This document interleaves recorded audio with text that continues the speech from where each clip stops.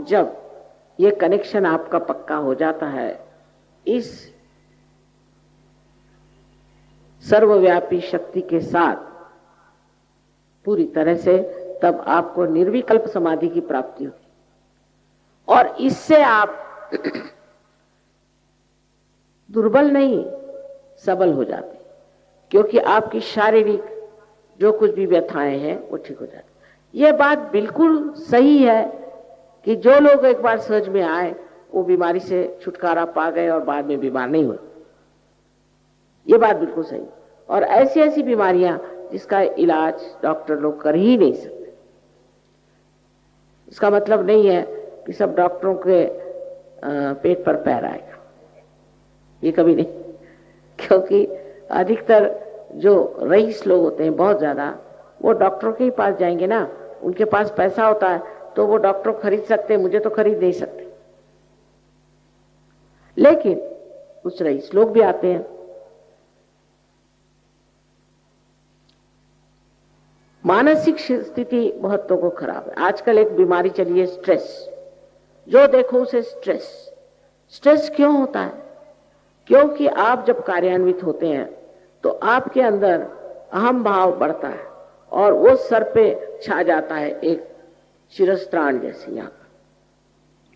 लेकिन जब कुंडलिनी जागृत होती है तो वो इस ब्रह्मरंध्र को छेद देती है और मानो एक छेद सा, जिसमें से आपकी सारी परेशानियां, आपका सारा स्ट्रेस निकल जाता है और आप महसूस कर सकते हैं कि आपके सर के अंदर से ही ठंडी ठंडी हवा आ रही। उसमें शंका करने कोई बात नहीं, क्योंकि आप ये सब हैं, यह आप ही की शक्ति है, आप ही के अंदर से ही जागृत हुई और आप ही को इसने आशीर्वादित किया। समझ लीजिए कि आपकी अपनी व्यक्तिगत मां है, आपके बारे में सब जानते हैं। जैसे टेप रिकॉर्ड होता है, ऐसे इसने अपने अंदर सब आपके बारे में जान रखा और वही आपको पुनर्जन्म देती है और आपका दूसरा जन्म होता है जिसके लिए वो लालायित है। इसमें हमारा आपका कोई लेना देना नहीं पड़ेगा, कोई भी नहीं, क्योंकि आपकी शक्ति है। अब समझ लीजिए कि एक दीप जला हुआ और उसने अनेक दीप जला दिए, तो उसमें उस दीप का क्या लेना देना बना रहा? इसलिए इसमें कोई भी आभार किसी के मानने की बात नहीं है। उल्टे हमें ही आपके आभार मानने हैं कि आप लोग आए और अपने आत्म साक्षात्कार के इच्छा से यहाँ बैठे रहे। इतने देर कोई बैठते भी नहीं लोग आजकल को, तो पता नहीं क्या आदत लग गई है कि वो आराम से इतनी देर शांति से बैठते भी नहीं। बहरहाल जो भी हो, यह आपका अपना अधिकार है।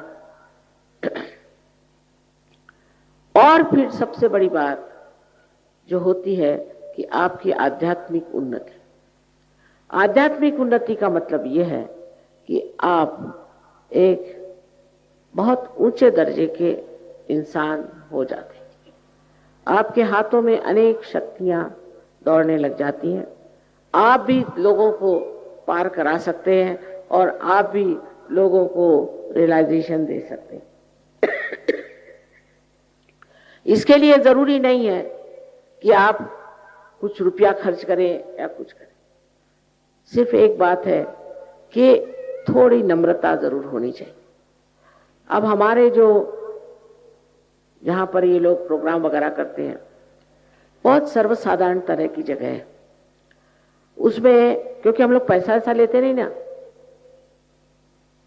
उसमें जैसे भी है बहुत विद्वान लोग हैं और आपको सब बता देंगे कि आपके अंदर चक्र कैसे हैं और वो चक्रों की शुद्धता कैसी करनी है और आप किस तरह से इसको पा करके दूसरों की चक्रों को ठीक कर सकते। तो आपका जो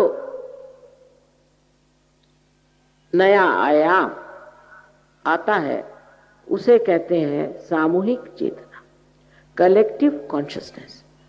माने आपके हाथ पर आप महसूस कर सकते हैं अपने चक्र और अपने ही हाथ पर आप दूसरों के चक्र भी महसूस कर सकते हैं। अगर आपको ये मालूम हो कि हम अपने चक्र कैसे ठीक करें और हम दूसरों के चक्र कैसे ठीक करें, बस हो गया। 1 महीने में आप अपने गुरु हो जाते हैं। आप समझ जाते हैं कि आपके लिए कौन सी चीज ठीक है और कौन सी नहीं। समझ नहीं जाते, ये आपके अंदर ये बैठ जाता है। जैसे कोई चीज है वो ठंडी है कि गर्म है, ये आपके नस नस में आप जानते हैं, आपके सेंट्रल नर्वस सिस्टम में आप जानते हैं। इसी प्रकार आप जान सकते सत्य को, आप अपने उंगलियों पे, फिंगर टिप्स पे जान सकते हैं। ये आपके अंदर सब बना हुआ है। जैसे एक ये बना हुआ है इंस्ट्रूमेंट है, लेकिन अगर इसका कनेक्शन मेन से नहीं हुआ तो ये बेकार है। इसी प्रकार आपकी भी कोई विशेष हस्ती नहीं है, पर जब उस परम चैतन्य की शक्ति से एकाकारिता साध्य होती है, तब आश्चर्यचकित आप होंगे कि आप हैं क्या। आपको अपने बारे में कुछ कल्पना ही नहीं है, और उस बार जो आपको एक चैन, शांति, यहां तक ऐसा आदमी बहुत कार्यशील हो जाता है, डायनामिक, और उसी वक्त वो बहुत ज्यादा भी प्रेमी, मोहब्बती, कंपैशनेट हो जाता है। उसके आगे सिर्फ एक ही बात रहती है कि मैं किस तरह से सबका भला कर सकूं। बड़ा आनंद। इसके लिए कोई किताबें पढ़ने की जरूरत नहीं है, कुछ नहीं है। बहुत से लोग कहते हैं मां आपकी किताब दे दो, मत पढ़ो। बेकार। पहले आत्म साक्षात्कार को प्राप्त करके और उसको पूरी तरह से जमा लो, एस्टैब्लिश करो, उसके बाद पढ़ो। कबीरदास जी ने कहा है, पढ़ी पढ़ी पंडित मूर्ख भये। इस पूना में ही मैंने ऐसे बहुत से देखे हैं, औरों की क्या कहूं। जो ज्यादा पढ़े हैं, इतने बुद्धिवादी हैं कि उनसे आप बात ही नहीं कर सकते। वो कुछ बोलिए, वो किताबी बताने लगता है, भाई तुमने कुछ लिखा है, तुम्हारा कोई विचार है कि तुम इसने कहा, उसने कहा, उसने कहा, उसने कहा। लेकिन जो चीज आपके भले के लिए, जो आपके हित के लिए है, बेनेवलेंस के लिए है, उसको, उससे क्यों मुंह मोड़ा जाए, उसको क्यों न पा लिया जाए। ये मेरी समझ में नहीं आता था, पर अब देखती हूं कि लोग समझ रहे हैं, और समझ रहे हैं कि हमारी जिंदगी जो है वो किसी न किसी विशेष रूप के लिए बनी हुई। इसलिए नहीं कि पैदा हो और बच्चे पैदा करो और उसके बाद इंश्योरेंस करो और मर जाओ, इसके लिए नहीं। इससे कहीं अधिक हमारी जिंदगी का मूल्य है, और उस मूल्य को हमें मराठी में भी, हिंदी में भी, अंग्रेजी में भी, जो भाषाएं आती। लेकिन ये लेक्चर भी जो है एक तरह से दिमागी जमा खर्च।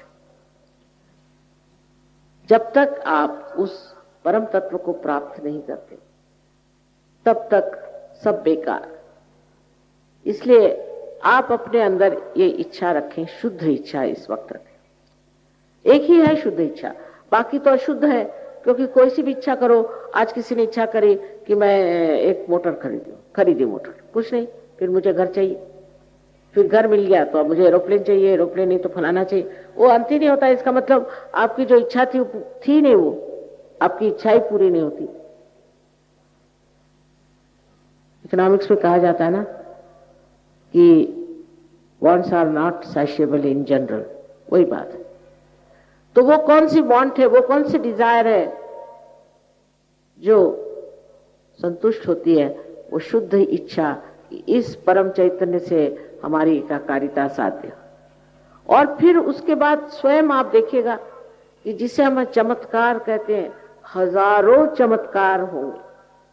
और आप मुझे लिखकर भेजते हैं कि माँ ये हो गया, फिर ऐसा हो रहा था तो मैं पता नहीं कैसे मैं बच गया, फिर ऐसा हुआ, फिर वैसा हुआ। यानी इतना लिखा है लोगों ने। पहले हमने सोचा था चलो किताब ही छाप दें, तो अब वो किताब के उसके तो वॉल्यूम्स छापने पड़ेंगे। मैंने कहा छोड़ो, काहे को छापना, लोगों को अनुभव ही करने दो इसको कि आप कितने सुंदर हैं, आप कितने गौरवशाली, और आपकी कितनी विशेषता है, इसको खुद ही जानो। जब तक आपने अपने अंतरतम को जाना नहीं, और जब तक बाह्य से ही उसको जानते रहे, तब तक आप समझ ही नहीं सकते। और उसके लिए आपको खास कुछ करना नहीं, क्योंकि इस पवित्र भूमि पर आप बैठे हुए हैं। मैं आपको बताती हूँ कि हिंदुस्तान में जागृति देना बहुत आसान है मेरे लिए, पर लोग आते हैं और बाहर मुश्किल है, मेरे हाथ टूट जाते हैं उनको जागृति देते देते, घंटों तक मेहनत करनी पड़ती है, पर वहां लोग आते हैं। दांत है तो चने हैं और चने हैं तो दांत नहीं। और बाहर के जो लोग हैं वो ऐसे जमते हैं, ऐसे जमते हैं, एक बार पार हो गए तो जमते हैं उसमें। पर यहां देखिएगा आप, अभी आप 50,000 आए चाहे जितने भी आए, बाद में सेंटर में 4 आदमी पहुंचे। ये हुआ क्या? वही बात जो ईसा मसीह ने कही थी कि कुछ बीज हैं वो अंकुरित हुए पर वो पहाड़ों पे पड़े और सड़ गए। वही हालत। अंकुरित होने पर वृक्ष होना ही चाहिए।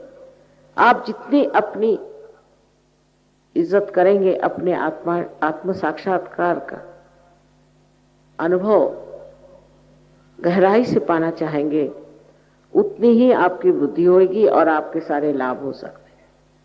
और हम अपने भारतवर्ष को भी एकदम बहुत सुंदर सा एक आदर्श जो लोगों ने सोचा था ऐसी हालत में पा सकते हैं। सारी दुनिया इस भारतवर्ष के चरणों में आएगी, क्योंकि वो एक वृक्ष की तरह बाहर बहुत बढ़ गए, लेकिन उनकी जड़ें बहुत कमजोर हैं और उस जड़ों का जो आधार है वो हमारे इस भारतवर्ष में, विशेषकर अपने महाराष्ट्र में। और इसको पाना, इसको प्राप्त करना भी बहुत सहज है। सिर्फ फिर से कहूंगी कि एक शुद्ध इच्छा रखें और उसी शुद्ध इच्छा के सहारे आप इसे प्राप्त कर सकते। उसके लिए और कोई चीज की जरूरत नहीं, सिर्फ इसमें ये जान लेना चाहिए कि पूर्ण आत्मविश्वास रखें कि हम इसे प्राप्त कर सकते। ये नहीं सोचना चाहिए कि हम कैसे पा सकते हैं और हम तो पापी हैं और ये वो।